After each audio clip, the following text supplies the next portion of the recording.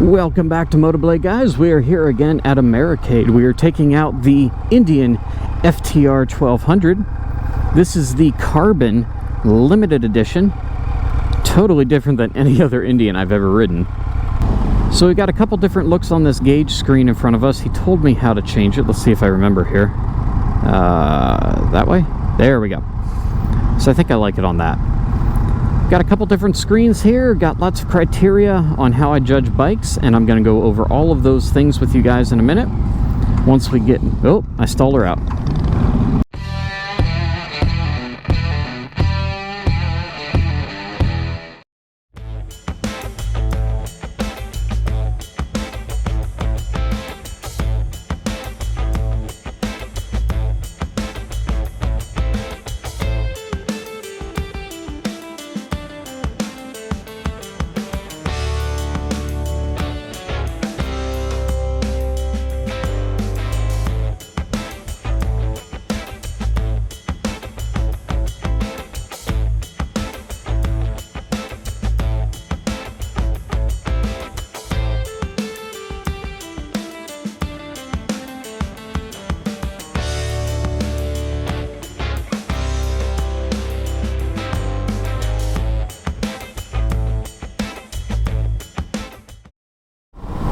Well, the first thing I will tell you guys that I notice about this bike is it is very quiet.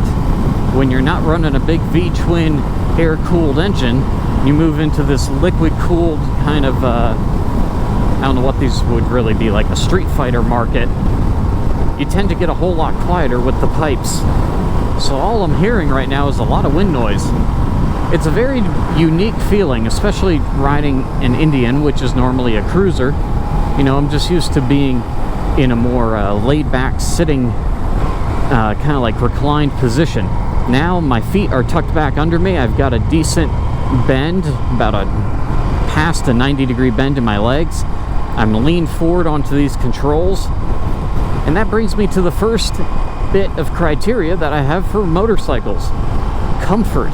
If it's not comfortable, you won't want to ride it. So, comfort on the seat and comfort in the riding position.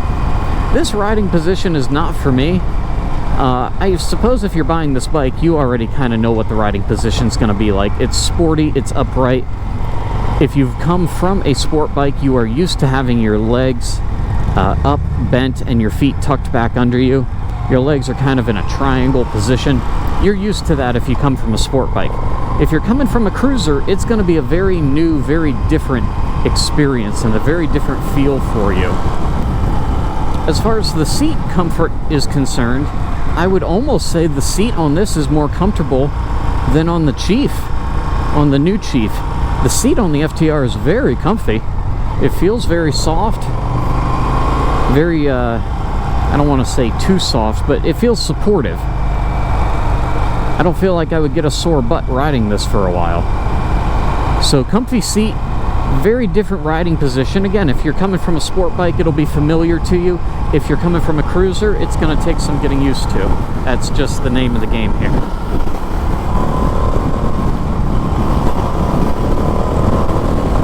All right, let's open her up here. There's fifth gear doing 80. That'll move you. Engine braking coming off the highway here, very smooth. Feels really good. What are we doing here, folks? What are we doing? Everybody's turned left there. All right. Sounds good. Sport mode definitely feels different taking off from a stop here. We will go over that in more detail here in just a moment. Let's do a quick walk around to the bike here for you guys. Show you what we're working with. So this is the Indian FTR Carbon Limited Edition. Got a different custom seat. It has a different suspension from the standard FTR as well. It's more of an adjustable suspension, both in the front and the rear, from what I've been told. So adjustable preloads in the back and up front here. With the Carbon, you're getting a nice carbon fiber look with a clear coat on top on all fairing parts. Being a liquid-cooled engine, we got a huge radiator up front, along with big fans here. keeping this beast nice and cool while you ride. Got some facts here, like 6 speed, 87 foot-pounds of torque, we already discussed, 120 horsepower. It has Brembo brakes. When you've got a lot of power to deal with, nice. When you've got a lot of power to deal with, you want Brembo brakes. Dual floating Brembo disc brakes up front, single in the rear, chain driven, not belt. Got 2-into-1 into 2 exhaust, Akrapovic sitting on there. You can see how your foot controls are angled down. It's a much sportier riding position. And of course the DOT approved. Oh yeah. And of course the DOT approved giant hunk of plastic fender hanging off the rear. So now we're going to go over the screen and the technology. If you pair this to your phone with music and then to your headset, you will have a music screen on here to control with the handlebar switches. And you can adjust volume up and down and things like that. Otherwise, you have 2 different displays here, depending on how you like your gauges. 2 layouts. If we hit this middle button here, it takes us into settings. So in our settings, we can see information about the bike, change different themes, like we can put the screen into a night mode, blacking everything out, making it a little easier on your eyes at night. You can put it on auto so it changes automatically for you, or put it back to day, which is where we're going to leave it for the video. We can set time zones, time format, and then we can go and look at information on the bike. You do have cylinder deactivation on here, so you can save a little bit of gas when you're at a stop. If we go back to this menu, we have music, if it's paired up to your phone via Bluetooth. Again, add Bluetooth with your phone and you have full phone contacts, and it'll show you text messages, stuff like that. The other option here is you can tap auto to auto adjust the brightness of the screen based on ambient light. Turn that off and adjust it manually. Traction control, you can turn that on and off. In this beast, we are definitely going to leave it on.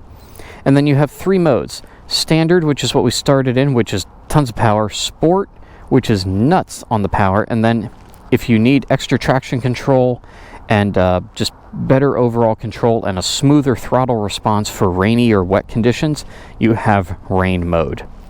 So we're going to leave it in sport here and take it through some twisties and talk about the handling of this bike for you guys. All right, first gear in sport mode.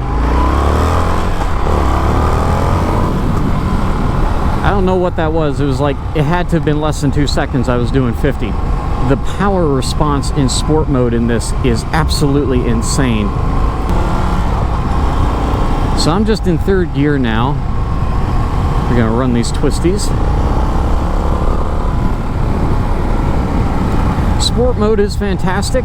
As far as the handling is concerned, it feels more like a sport bike than anything else. You're up top over the front, your legs are tucked behind you, you're in a very high position with your feet, and the pegs are so high up, the lean angle on this would be nuts. I mean, if you leaned it over to the point you're scraping peg, it would be like a sport bike. You'd just be over on the ground at that point.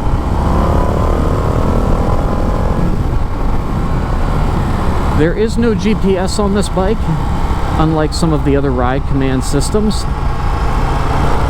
Ooh.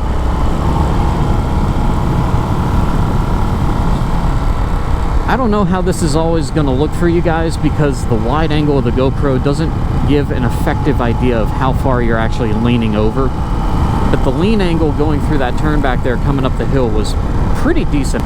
I'm not the most amazing rider in the world, but I got that over pretty good there, and it felt really nice. Oh, there's all the KTM guys out on their grip ride. What's up, dudes? Or Dukes. Those would be Dukes, KTMs.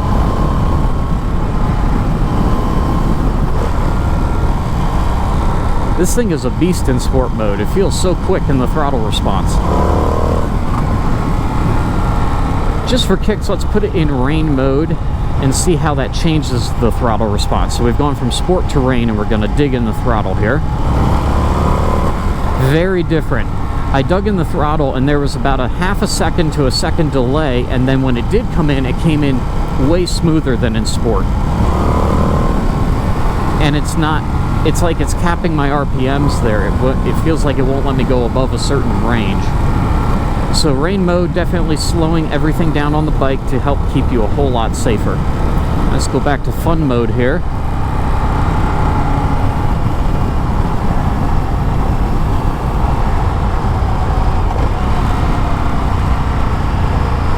What do we got in front of us? That's an Indian. Is that a new Pursuit? It is. That is a new Pursuit. We're going to be stuck behind some guy with a bunch of flowers up here. It's not going to be as much fun. Oh well. So the handling. Flickability side to side. Very quick, very nimble. Far more nimble than any, cruiser you would ride. It is basically an Indian sport bike. That's all this is. If I had to guess at something it might be closest to, I would say something like the Yamaha MT-07 or MT-09. But I don't think the Yamaha Street Fighters even have as big of an engine as the FTR 1200. So that's like the closest thing I could possibly compare this to. It's an American sport bike, which is something we haven't had in a very, very long time. Buell was like the last company to really attempt that and have any success.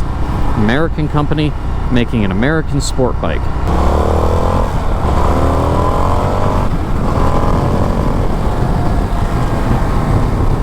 Man, sport mode is like another world. Wow, that's awesome.